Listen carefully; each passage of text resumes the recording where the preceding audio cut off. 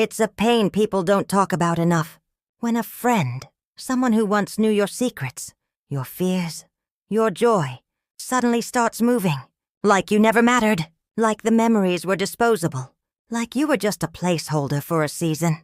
That moment when you realize you've been replaced. No warning, no explanation. Just silence. And a new version of you standing in your old spot. They tag someone else in your favorite places. They post like you never existed. They laugh with someone new. And all you can do is sit with the ache of being discarded. Comment, "I'm healing from being replaced," if this is the pain you never told anyone about. The betrayal cuts different when it's quiet. When they don't attack you. They just delete you. They make no room for closure.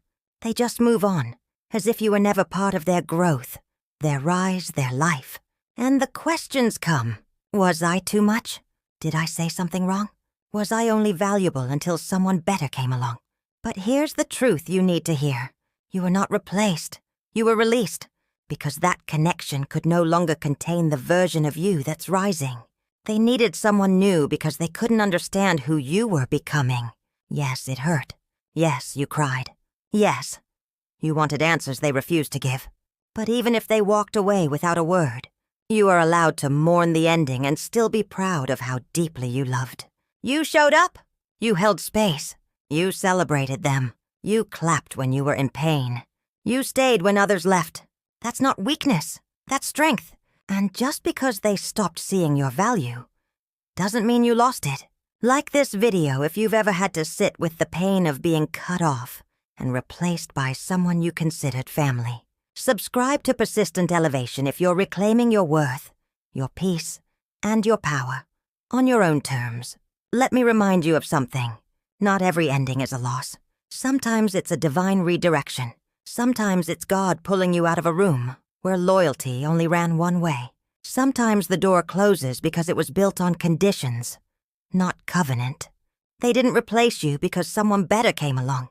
They replaced you because you grew beyond their understanding. And when people can't keep up with your expansion, they'll settle for a replacement that feels easier to manage. But ease is not depth. Surface isn't substance. And while they may be laughing louder right now, you are healing deeper. Because now, you know what you need.